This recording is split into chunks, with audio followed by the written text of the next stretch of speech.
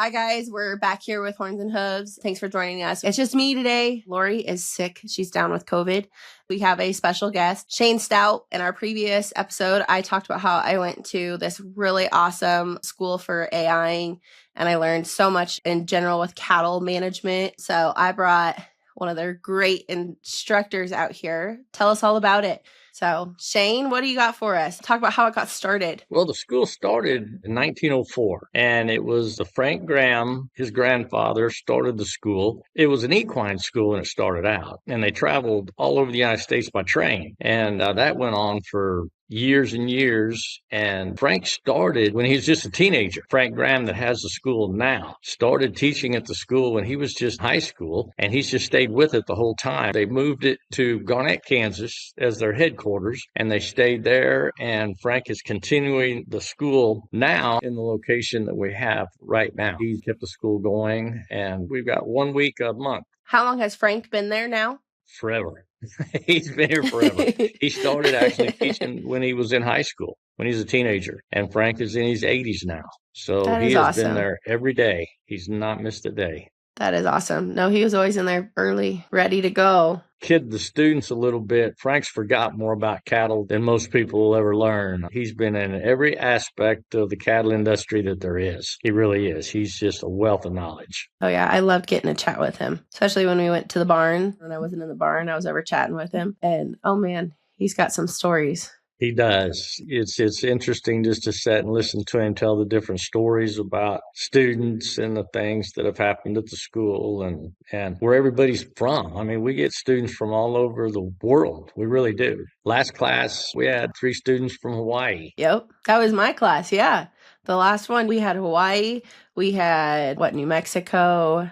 We had Florida, Georgia, Montana, South Dakota. It was crazy. It was a big class. It was a big class, but we get a lot of really good students from all over the world, from different aspects of the cattle industry. And that's what, Taylor, you found out during the class, that you learn as much from the other students as you do from the instructors. Being around other students from different areas and how they do things is very interesting. Yeah, when class would get over, we'd all go out and we'd sit and chat for like 4 hours after class at least. Yeah. It was good. You learned so much. I mean, you could admit it was probably your favorite class. I understand why. It was a pretty good one.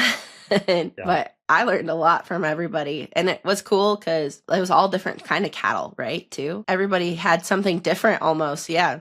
Different breeds, different size of operations. Yeah, we get students that come in there that are from $2,500 or 2,500 head operations to people that only got 2 or 3 cattle to people that are just thinking about getting in the cattle industry. So we've got every discipline there is on cattle. I mean, people come from all over. It's been really a great deal. That was one of the main things. Like, after I got done, I was like, once we started, I was like, I want you on the podcast, because so many people in like this Highland breed, and like when we're like, for me, selling to people, like these are all, a lot of them are newbies, right? I say newbies they didn't grow up on a farm. They're buying land themselves, getting into the cattle, trying to figure out things. And I'm now highly recommending, like, if you have the time and you're wanting to, say, raise them and breed cattle, or if some people are wanting to get into the Jersey side and the homestead side and that kind of thing, I mean, you still got to breed them in order to get milk, right? So it's like a huge recommendation to come out to your guys' school, because you learn about everything. It wasn't just AIing. That was a great part of it, but there was so much more in the classroom work that I wasn't prepared for. Yeah. Well, I appreciate that. We try to cover all different subjects while you guys are here at school. It's a week long, and the first day, as you know, is all classroom. We do everything in the classroom, try to get the anatomy out of the way to where people know, familiar with the anatomy of both the cow and the bull. And then we have several veterinarians that we bring in periodically to teach different classes. But we try to cover everything from start to finish as far as cattle are concerned. We go into all the breeding aspects, obviously. We start there and we just gradually work up. We got a nutritionist that comes in. It's George Miller. He's phenomenal. I mean, he teaches a long class on Tuesday morning about nutrition, which we feel is very valuable in the cattle industry that I think a lot of people kind of look over, especially newbies look over. They just don't get it about the nutrition end of it, how that's so important. We've got a VOAG teacher, a retired VOAG teacher. So I was just going to mention in there that we have had a nutrition. So like with our feed store, my husband and I, we have a nutritionist, a couple nutritionists really. And so like I have their phone numbers that I can give them a call. But that's one thing that we really recommend with this podcast for anyone that's getting into it. Find your feed store. They can help put you in track with a nutritionist. If not, track down a nutritionist because they're going to help you with what you need in your area. Like you're not really going to help me with a nutritionist down there for what I have up here. So it's important to have that found because it is so different.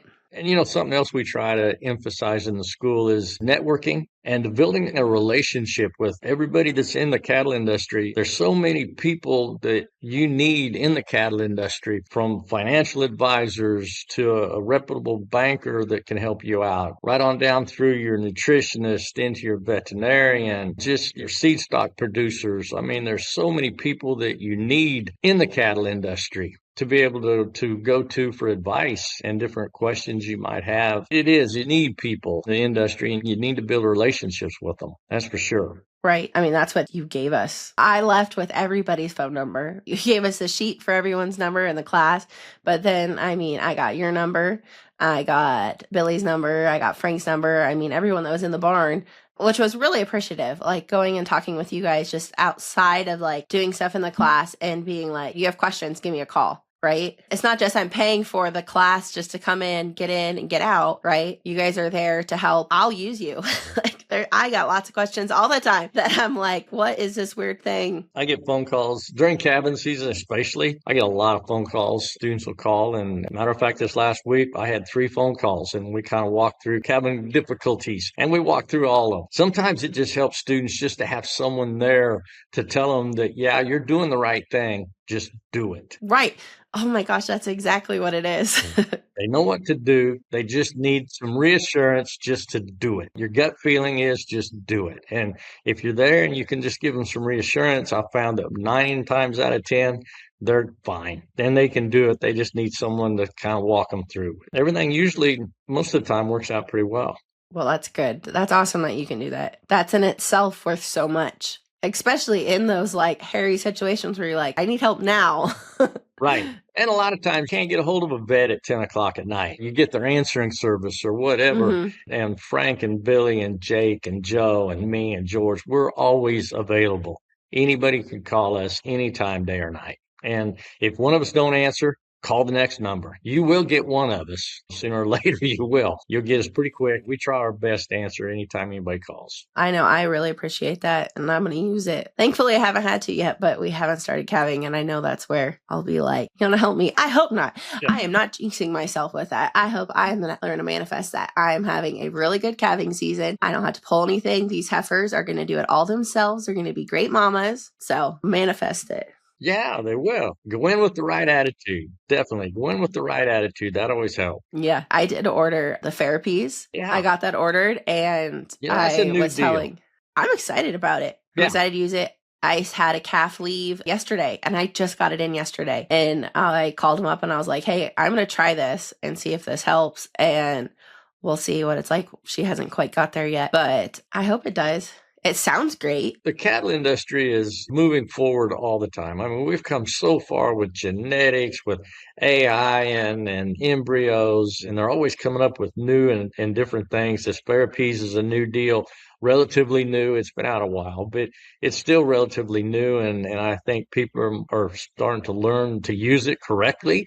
I think when it first came out, everybody was thinking it was a magic fairy dust type deal. And it doesn't work on every situation, but it does work in a lot of them. It helps just a little bit. Hey, it's worth trying. I know when we go to do our recips, that's like my main one. I'm going to give it a try there.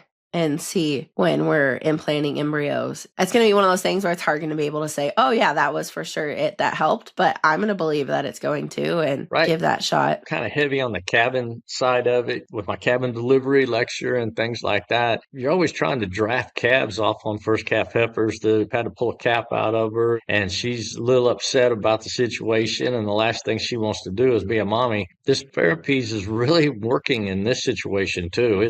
It's really making these heifers kind of calm down a little bit and go ahead and accept that calf, and you're not struggling for a few days trying to get that calf drafted back on that heifer. We've seen where it's really working in that case for sure. You got a cow that loses a calf and you try to draft a twin off on her. They're finding where this therapies is working well with drafting these calves off on these cows too. So it definitely has its place. It does. It works in a lot of different areas. In the weaning process, that was the other one that I think was pretty big in their studies. From what I got out of it was how much it's helping calves aren't bawling for days. When you're weaning calves, you bet. Yeah. In the weaning process, and when you're working your calves and stuff like that, using therapies is definitely shown to be a benefit to them. Awesome. What else do we got? I guess we could talk about how awesome. I know I've looked into like some other schools. You guys just have so much more to offer. But the fact that you're getting, like, you're able to get us into cows, like live cows, we're actually feeling anatomy, we're trying to do it. That is huge. That is worth everything to be able to have that. Yep. There's a lot of schools out there. And anything bad about any schools, because if you're willing to go to a school,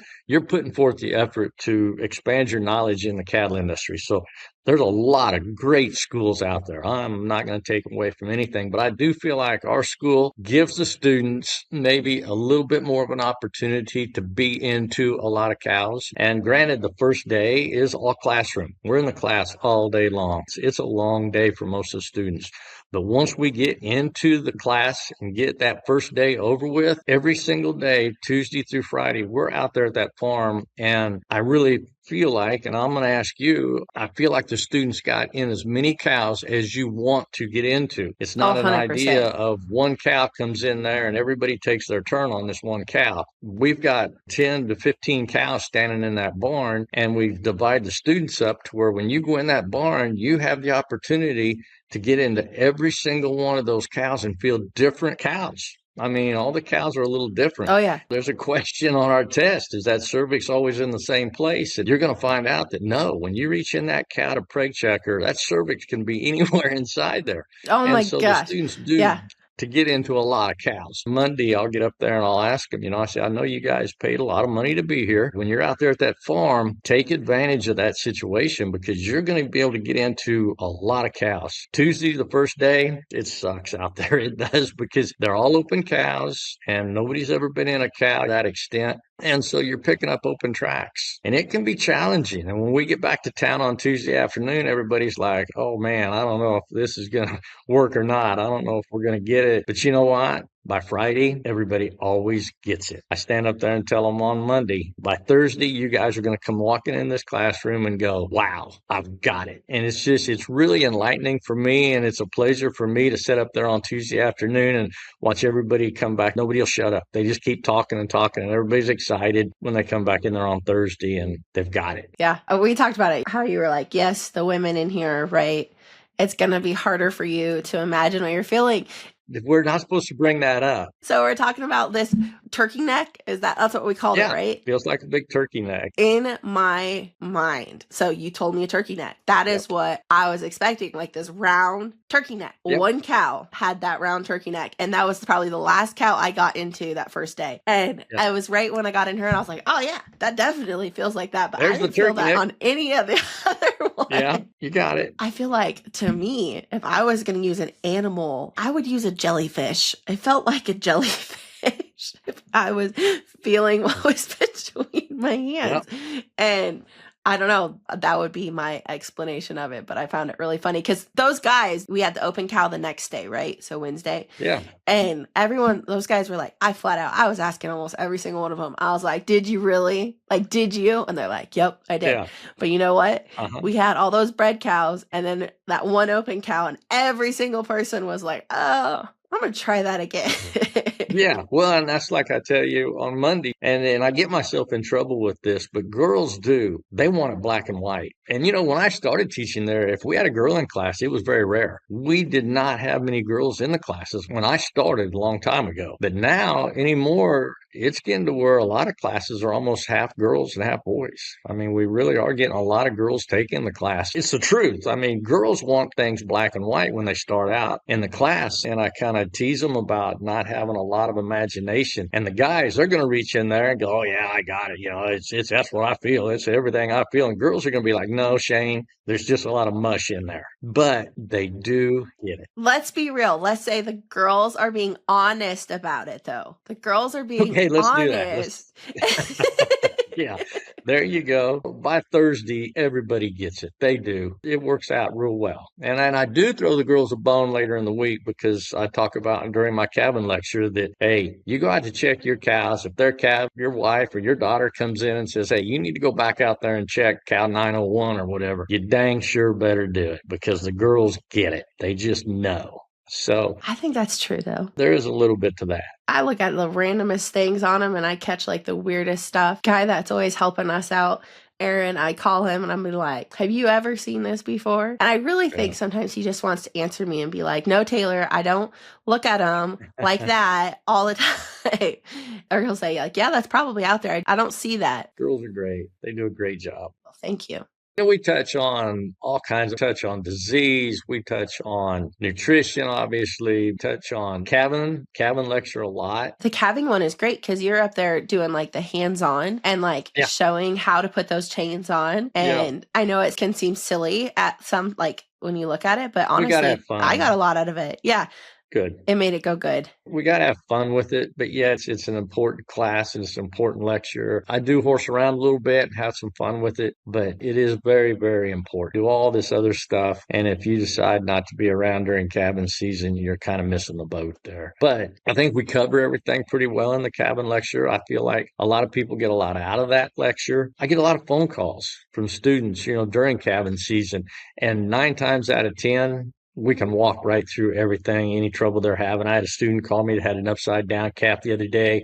We walked through it. He got the calf turned, got it delivered with no problem. Had a girl called here this last week and had a breech calf. And I know the girl. She's not really big. She's very small. I think our best bet here is she described to me everything that was going on. She reached in there. She said, Shane, I know this calf's breech. Her husband wasn't home or anything. And I said, you know what? Call your vet. Tell him, the calf is coming breech and get him out there. And they did. And that's how that played out. So we kind of know what our limitations are after doing the cabin lecture.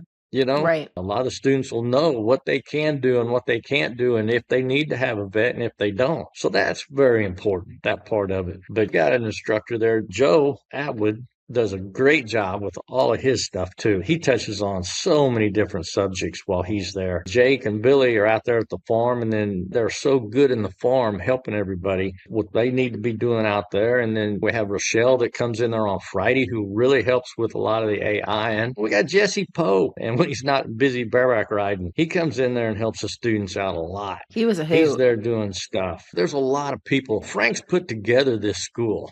And he's handpicked all of these instructors and stuff. And what he's seen is in the instructors and how they'll work into Graham School is just phenomenal. He's put together quite a team there at the school, I feel like. And Jake, he comes in there on Friday and does all the AI and stuff with you guys. He picks the instructors to different subjects and things and what they can really work on, which I think is very important. We can relate with the students and the students can relate with us. And on Mondays, when everybody comes in there, everybody's pretty quiet, doesn't have a lot to say, but Tuesday, Wednesday, Thursday, by Thursday, you guys can't be quiet. We got to try to rein you in because you guys are all visiting and talking. And I asked the students, I said, well, it'd be better if we cut this week down and you guys only had to come here for 3 days. And every time I mention that, the students are immediately like, oh no.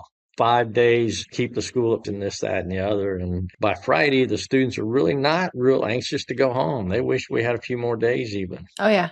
I can agree with that. I would not cut it down one bit. I wouldn't change anything about it. I think it was really good. You kind of like made it's hard on Monday. Yes and no. I mean, you learn so much. Like if you don't have the background of that, like honestly, on Monday, you're soaking in so much, like preparing you for actually getting into cows. So even though you're not in cows on Monday, I sure as heck wasn't ready to go. I like learning what I learned, the anatomy wise and everything like that. I needed that. I know I had one girl come up to me after class on Monday and she said, this is kind of like trying to drink water out of a fire hydrant. She said, there is a lot of information you're trying to get to us. Yeah. Especially when it comes to nutrition. This school's different than when you're in high school and junior high and elementary school. You paid money to be here and you're there because you want to be. It's the students always are very, very accommodating to learning. They're soaking it all up. They want to learn. We get a lot of good questions and a lot of class participation, which makes this class go better. I think we get a lot because everybody's in there for the same goal. They want to learn as much as they can about the cattle industry. Anytime you get the interaction with the class and everybody's in there for the same purpose. If you're in algebra class in high school, there's a lot of students who are just trying to get through that class so they graduate. But when everybody's there at a cattle school like that everybody has the same goal in mind. It really is a lot of fun because everybody's trying to get to the same thing. We want to learn as much as we can about the cattle industry, so which makes it a lot of fun. That's one of my most enjoyable weeks of the month is when I'm down there at Graham School, and I've met a lot of students that I still stay in close touch with. That's awesome. I mean, that says so much about it. How long have you been teaching at it? I've been teaching there probably 15 years or more. It seems like just yesterday. Right out of college, huh? Yeah. I've been there quite a while, and I've thoroughly enjoyed it. I appreciate Frank Graham so much for getting me involved in that because I don't know that I'd ever done anything like that. My background's in the horse industry. It sure is not public speaking, getting up in front of a bunch of people and talking. And what Frank's seen in me, I have no idea, but forever grateful to him for that because I do enjoy it very, very much. Well, you're great at it. I see what he saw. You do a great job leading the class. I appreciate that. You're being very nice. I'm being honest, and I'm glad that Frank's still out there doing it. Even learning from Frank is awesome. Yeah, he is. And if I get stumped on something, he's the first person I call. If I have any questions from students or anything, and he's always got the answer. He does. He's lived it. He's seen more stuff go on in the cattle industry over the many years he's been in it. He can pretty well answer about any question we have. He's a wealth of knowledge. And even at that, though, I was asking him questions because I kind of threw him some curveballs in my little miniature world of things. And you yourself were calling people. What didn't you call someone in the government? You made like a big phone call asking for me on different things. And so it wasn't like, even if you don't know it, you're tracking down people and finding it out and answering those. Oh, yeah. We didn't have many Highlanders when I started. I mean, if we had a mini Highlander breeder in class, it was like, are you kidding me? We didn't have all these exotic breeds and the stuff you had beef cows and dairy cows. That's what you had. You had the beef cows and dairy cows and the rest of them. We didn't deal with that much of that kind of thing. I think this cattle industry and things are moving so fast forward. We're finding people with niches inside this industry. And that's what you, Taylor, have accomplished very well is getting that niche, that miniature Highlanders. And there's money in it. And that's what it's all about is making this thing pay for itself. And you found a niche in there and you're doing really well at it. I love it. I grew up with like the dairy side. So grandpa had a dairy and he also had beef cows and my uncles had beef cows and we worked with short horns and all sorts of stuff. And then I moved away and started a life. And that was still my goal was always to get back into it. And I finally got my husband talked into some Highlands. Finally. And now he's like full steam ahead on it. So there you go. I love Don't it. Look back. I enjoy it so much. So when we bought Heritage Seed and Feed, that is something completely out of his realm. Never in a million years would he think he was going to be owning that. Like it's a huge learning curve for him, but like he did it because he knows I'm so happy out at the ranch and it gels well together. It's great. Good. You're going to do wonderful at it. So, and you're bringing your husband back to class, right? I've talked to him. This is what he told me. He goes, it sounds great. He goes, I would love to go and learn. I don't want to stick my arm in a cow, though, is what he said. And I was like, you'll be fine. The first time we pulled a couple calves, I did it, most of it. Like, I got the chains on, I did all that stuff or whatever. But it comes down to it, like the actual muscle, like he's ready. He steps in if I need him to, and he's able to use his strength, but he doesn't like to get that kind of dirty, but he will. Good. You need to bring him. I'll have a lot of fun with him. I think you would. It would And be fun. that's something else about Graham School. That's kind of a little sidebar here is once you come to Graham School, you've got a full paid tuition for the rest of your life. You can come back. We get students, return students, almost every single month. We'll have a student bring somebody and they'll come back with them. We had the guys from down in New Mexico in your class. They come back. They've been there before and they just had a ball the second time. They kind of been there, done that. They enjoyed it the second time. They told me they enjoyed it as much, if not more, the second time than they did the first time. And it's a paid tuition. I mean, once you go through this Graham School one time, huge. You got a lifetime tuition paid. Come back anytime you want. Go through the school again. Bring somebody there's not else, many schools out there that do that. No, I mean, you guys aren't even charging a deposit down. You say, hey, I'm going to come. And a lot of people would pay more for what you guys are doing. You know where that's going. That's the only school or anything out there. It's worth every penny. That you're not going to have to pay a deposit. I hope so many people listen to this and you get a whole bunch of Highland people or you get some homestead people or whoever. I've been talking, I'm telling you, I talk about it a lot. Our friends up here that have like younger teenage, like boys typically, or girls if they're into it and they're in the cattle world, both Jason and I are like, hey, you should go check this out. Like, if you're learning how to AI, you're young enough, you're going to learn and you're going to be mastered at it by the time you have your own herd in doing it, or to go out and do that for other people. Florida, how many veterinarian students we have come through the school that are in vet school and have just got out of vet school that will come through. And I'll never forget, we had a girl from Colorado State that come in, and I asked her, you just got out of vet school. What are you doing here? And she said, I never got into that many cows when I was in vet school. Actually getting into cows. At the end of the week, she said, yeah, I got into more cows than I did the whole time I was at vet school. And the same way with, I've had other students, come in there and go home and tell their parents, I learned more in that 1 week at Graham School than I learned in 6 months in this certain class that I took in college. We're proud of that. We really are. We're proud that we do have a lot of students that, like you're doing with this podcast and stuff, and think enough of the school that you want to get the word out. I think Frank advertises in a couple Horseman magazines that he's advertised for years in. I mean, way back 30 years ago, he was using that ad, and he's not changed the ad a bit. It's the same ad. Frank, I accuse him of being old school. He is old school. He goes by the old school rules. Handshake is where it's at. I don't need nothing in writing. Just shake of the hand, or if you say you're coming to school or whatever, we're going to have school. You're going to be here. And so we are proud of that. It's old school is what it is. But most of our students are from word of mouth. Other students have been here, family members. Yeah, that's how I learned. Yeah, a lot of them are family members. Grandpa came to the school. My dad came to the school. My brother came to the school. Now I'm coming, and then I'm going to bring my wife back to school. Well, then their kids come to the school later on. So it's just kind of a family deal. If you want to be kind of corny about it, it really is. A lot of these students are here because of family members have been to school. I mean, but your classes are full too, which is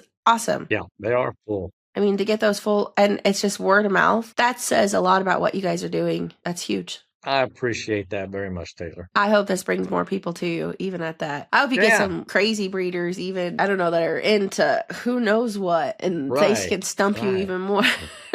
Well, listen, these miniature Highlanders are about as far out there as we can get. They're different. Well, they're fun. I love it. I wouldn't change it. Lori does a lot of, or she's doing both now in the registered sides of it. We'll say they're miniature crossbreeds, whatever they may be called, but I like them looking like a full Highland, just smaller sized. And that's what I hope to produce for other people. There's something majestic. The breed itself is so majestic, right? And then having them on a little bit on the smaller side where you're able to handle them and get in there, and they're a little more like a pet than just a cow. Yep. You get these little tiny babies. That's even more fun. That's crazy. We get those. Well, do you have anything else you want to share with us, Shane? I just want people to know 5-day class. Yep. It's all in class on Monday. Tuesday, you go out. We have a nutritionist on Tuesday morning. And then Tuesday afternoon, we go to the farm and you do open cows, just strictly open cows on Tuesday afternoon. And I do a few demonstrations with another cow, show how to give injections and and different things like that. And then Wednesday, we do a long Calvin lecture Wednesday morning. And then Joe Atwood comes in. He's phenomenal. He, like I say, he's a retired ag teacher. I mean, he's been there, done that. He's great. He covers so many different lectures and different aspects of the cattle industry. He gets kind of political in there. He wants all these young people to be involved, different organizations and things like that, because we have to stay on top of that end of it too. Then Wednesday, we go out to the farm the afternoon, and that's our first day for bred cows. And you'll actually reach in and feel bred cows, feel baby calves, feel different things inside the cow, and feel the difference between a bred cow and an open cow. They actually feel different when the minute you put your arm in there. They definitely feel different. And then Thursday morning, you're stuck with me all Thursday morning. I'll talk about anything from pink eye to prolapses to foot rot to fescue foot, cover a whole bunch of different subjects on Thursday morning. Then we go back out Thursday afternoon for more bred cows. And both Wednesday and Thursday, Billy will inject a few open cows in there so that you can go back and forth and feel a bred cow and then go feel an open cow, which we feel like is very important. Billy and Jake are in that barn, and if you got questions, they're right there to answer you or help you. If you're just not getting it, those guys will make sure you get it.